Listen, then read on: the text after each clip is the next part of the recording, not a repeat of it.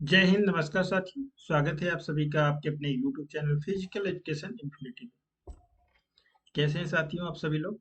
मैं ऐसा उम्मीद करता हूँ सब लोग बहुत अच्छे होंगे, स्वस्थ होंगे, मस्त होंगे और आप सबकी तैयारी भी अच्छी चल रही होगी। इसमें कोई दो राय नहीं है क्योंकि आगे हफ्ते एग्जाम्स आने वाले हैं। तो साथियों, आज हम आपके लिए कुछ मोस्ट इम्पॉर्टेंट क्वेश्चन को लेकर के आए हैं। तो आइए शुरू करते हैं। क्वेश्चन नंबर फर्स्ट है, the law of acceleration is also known as. त्वरण के नियम को इस नाम से भी जाना जाता है। किस नाम से जाना जाता है? त्वरण के नियम में एक्सीलरेशन, मतलब सेकेंड लॉ की बात हो रही है। तो law of inertia, law of action and reaction, क्रिया और प्रतिक्रिया का नियम, लॉ ऑफ मोमेंटम, संवेग का नियम, या फिर बॉयली लॉ, बॉयल के नियम। तो त्वरण के नियम को जो जाना जाता है सेकेंड लॉ, उसको जाना जाता है law of momentum. First law को जाना जाता है लॉ ऑफ इनर्शिया, जड़त्व का नियम। और थर्ड ये जाना जाता है किसको? Action and reaction. ठीक है, तो ये फर्स्ट हो गया, ये सेकंड हो गया और ये हो गया थर्ड हो गया। ठीक है, चलिए बढ़ते हैं नेक्स्ट क्वेश्चन की तरफ। Unit of distance and displacement are. दूरी और विस्थापन की इकाई को क्या कहा जाता है? ठीक है, दूरी और विस्थापन, एम/एस, रेडियन, सेकंड, या फिर मीटर। तो दूरी और विस्थापन की जो इकाई होती है उसको कहा जाता है एम, कहा जाता है। मीटर में मेजरमेंट किया जाता है। इसकी जो यूनिट होती है, मतलब एसआई यूनिट होती है, मीटर, सिंबल किससे? एम से। सीजीएस पद्धति में क्या होता है? सेंटीमीटर, जिसको सीएम से इंडिकेट करते हैं। एमकेएस पद्धति में क्या होता है? मीटर होता है, एम। तो राइट आंसर क्या है इसका? Option number D is a right answer. New question है साथियों, which physiologist defined learning as relatively permanent change in behavior? किस मनोवैज्ञानिक ने अधिगम को व्यवहार में अपेक्षाकृत अस्थायी परिवर्तन कहा? किसने कहा? मनोवैज्ञानिक ने अधिगम को व्यवहार में अपेक्षाकृत अस्थायी परिवर्तन कहा है। मतलब अस्थायी परिवर्तन की यहाँ पे बात कर रहा है व्यवहार में। ठीक है, थॉर्नडाइक, हिलगार्ड, स्किनर, या फिर कोहल। तो व्यवहार में अपेक्षाकृत अस्थायी परिवर्तन ये कहा है साथियों, हिलगार्ड ने कहा है। राइट आंसर हो जाएगा, Hilgard is a right answer. New question है साथियों, the SI unit of acceleration is. त्वरण का एसआई मात्रक है डिस्टेंस, डिस्प्लेसमेंट, वेलोसिटी, या फिर एक्सीलरेशन, जिसको क्या कहते हैं? मीटर पर सेकेंड स्क्वायर। तो एक्सीलरेशन की जो एसआई यूनिट होती है, ये होती है साथियों मीटर पर सेकेंड स्क्वायर होती है। ठीक है, राइट आंसर हो जाएगा। न्यू क्वेश्चन है, the newton is equal to, पूछा जा रहा है, एक न्यूटन किसके बराबर होता है? 1 किलोग्राम मीटर पर सेकेंड, 1 किलोग्राम पर मीटर पर सेकेंड, 1 किलोग्राम मीटर पर सेकेंड स्क्वायर, या फिर मीटर पर सेकेंड स्क्वायर। तो एक न्यूटन किसके बराबर होता है? तो ये होता है 1 किलोग्राम मीटर पर सेकेंड स्क्वायर। ये होता है 1 न्यूटन के बराबर होता है, इक्वल होता है। ठीक है, न्यू क्वेश्चन है,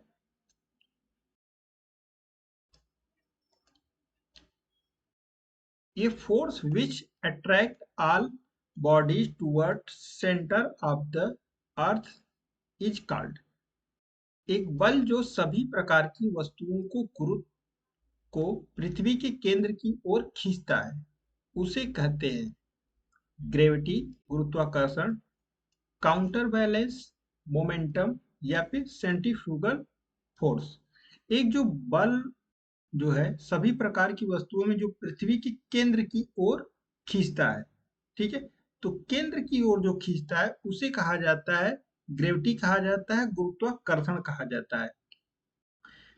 अगर सेंटर में है, ठीक है, तो अगर बाहर की तरफ बल लगता है तो क्या होता है? सेंट्रीफ्यूगल होता है। और जब फोर्स अंदर की तरफ लगता है तो वो क्या होता है? सेंट्रीपिटल होता है। ये भी पूछता है।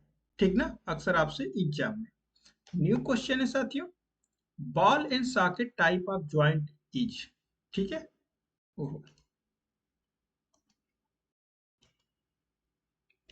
Ball and socket type of joint is, ball और सॉकेट प्रकार का जोड़ है किसका, fix joint, uniaxial joint, by axial joint या फिर ट्राई एक्सियल ज्वाइंट। तो बॉल और सॉकेट जो ज्वाइंट होता है ये ट्राई एक्सियल ज्वाइंट होता है साथियों। ठीक है, कहाँ कहाँ पे पाया जाता है आपके बॉडी में, कमेंट करके आप बताएंगे। ठीक है, न्यू क्वेश्चन है आप सभी के लिए, लैक्टिमस डॉर्सी कहाँ पे ये स्थित है।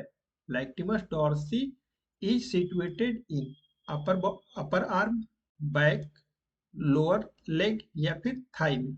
तो लैक्टिमस डॉर्सी जो ये होती है, स्थित होती है, ये हमारे बैक साइड में स्थित होती है लैक्टिमस डॉर्सी। मसल्स है। न्यू क्वेश्चन है, काइफोसिस को निम्न से भी जाना जाता है, पूछा जा रहा है क्वेश्चन में। Kyphosis is also known as hollow back, round shoulder, flat back या फिर लेटरल कर्वेचर। ठीक है, तो काइफोसिस को जाना जाता है साथियों राउंड शोल्डर के नाम से जाना जाता है। ठीक है, round shoulder is a right answer हो जाएगा। न्यू क्वेश्चन है, who is known as the father of kinesiology. Kinesiology के पिता कौन कहलाते हैं, सोक्रेट्स, सुकरात, अरस्तु, एपिक्यूरस या फिर प्लेटो। तो किंसियोलॉजी को जो फादर कहा जाता है ये अरस्तु को कहा जाता है। ठीक ना, father of kinesiology is A अरस्तु। न्यू क्वेश्चन है, transverse plane, transverse plane divide the body into upper and lower section, शरीर को ऊपर एवं नीचे के भागों में बांटता है। Divided the body into right and left section, शरीर को दाएं एवं बाएं भागों में बांटता है। Divide the body into front end rear section, शरीर को सामने एवं पीछे के भागों में बांटता है।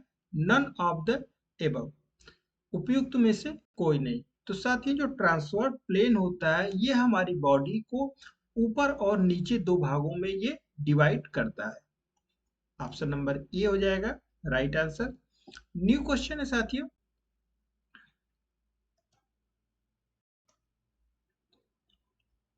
The specific gravity of human body in the water depends on, पानी में मानव शरीर का विशेष गुरुत्वाकर्षण निर्भर होता है। वेट ऑफ डिस्प्लेस्ड वाटर, विस्थापित पानी के वजन पर। साइज ऑफ पॉन्ड, तालाब के आकार पर। हाइट ऑफ बॉडी, शरीर की ऊंचाई पर। स्किल ऑफ स्विमिंग, तैरने के कौशल पर। पूछा जा रहा है पानी में मानव शरीर का विशेष गुरुत्वाकर्षण किस पे निर्भर करता है। तो ये निर्भर करता है जो विस्थापित पानी के वजन पर। ठीक है, वेट ऑफ डिस्प्लेसमेंट वाटर के ऊपर निर्भर करता है। न्यू क्वेश्चन है, खेचड़ी मुद्रा का सीधा संबंध शरीर के किस अंग से है, पूछा जा रहा है। आंख से, खेचड़ी मुद्रा, हाथ, जीभ या फिर पैर। तो इसका जो संबंध होता है ये होता है जीभ से होता है खेचड़ी मुद्रा को। क्वेश्चन पूछ सकता है आपसे एग्जाम में। न्यू क्वेश्चन है, हठ योग प्रतिदीपिका के अनुसार किस मुद्रा को मुद्राओं का राजा कहा जाता है, सांभवी मुद्रा, खिचड़ी मुद्रा, महामुद्रा या विपरीत करणी। ठीक है, हठ योग प्रतिदीपिका के अनुसार पूछ रहा है क्वेश्चन में आंसर। तो मुद्राओं का जो राजा है इसको कहा जाता है खिचड़ी मुद्रा को कहा जाता है। ठीक है, हठ योग प्रतिदीपिका के अनुसार। न्यू क्वेश्चन है साथियों, अश्वनी मुद्रा का अभ्यास शरीर के किस हिस्से की मांसपेशियों के संकुचन के लिए किया जाता है, पेट के लिए, गुर्दा, एनल स्पिंचर या फिर गला या फिर माथा। अश्वनी मुद्रा का अभ्यास शरीर के किस हिस्से की मांसपेशियों के संकुचन के लिए किया जाता है। तो ये किया जाता है गुदामार के लिए, किया जाता है एनल स्पेंचर के लिए किया जाता है। अश्वनी मुद्रा याद रखेंगे। न्यू क्वेश्चन है, एकाग्रता बढ़ाने के लिए किस मुद्रा में दोनों आंखों की दृष्टि को भूमध्य दोनों भौहों के बीच पर टिकाया जाता है? सांभवी मुद्रा, अगोचरी मुद्रा, नासिकाग्र मुद्रा या फिर हठ मुद्रा।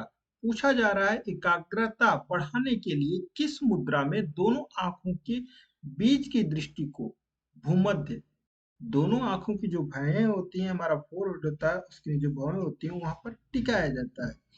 तो ये होता है साथियों हमारा सांभवी मुद्रा में होता है। राइट आंसर हो जाएगा। न्यू क्वेश्चन है, हठ योग के अनुसार अमृत को जठराग्नि में गिरने से बचाने वाली मुद्रा कौन सी है? मांडुकी मुद्रा, योग मुद्रा, खेचड़ी मुद्रा या फिर तड़ागी मुद्रा। हठ योग के अनुसार अमृत को जठराग्नि में गिरने से बचाने वाली मुद्रा कौन सी होती है? तो ये होती है खेचड़ी मुद्रा होती है। ठीक है, तो साथियों में भी आई थिंक आपको क्वेश्चन और आंसर अच्छे लगे होंगे। अगर अच्छे लगे हैं तो प्लीज वीडियो को लाइक करिए, चैनल पे न्यू है तो उसको सब्सक्राइब करें और नोटिफिकेशन बेल को जरूर दबाएं, जिससे आगे आने वाली जो वीडियो आपको मिल सके, नहीं तो वीडियो आपसे मिस हो सकती है। ठीक है, okay, bye bye, take care, love you all.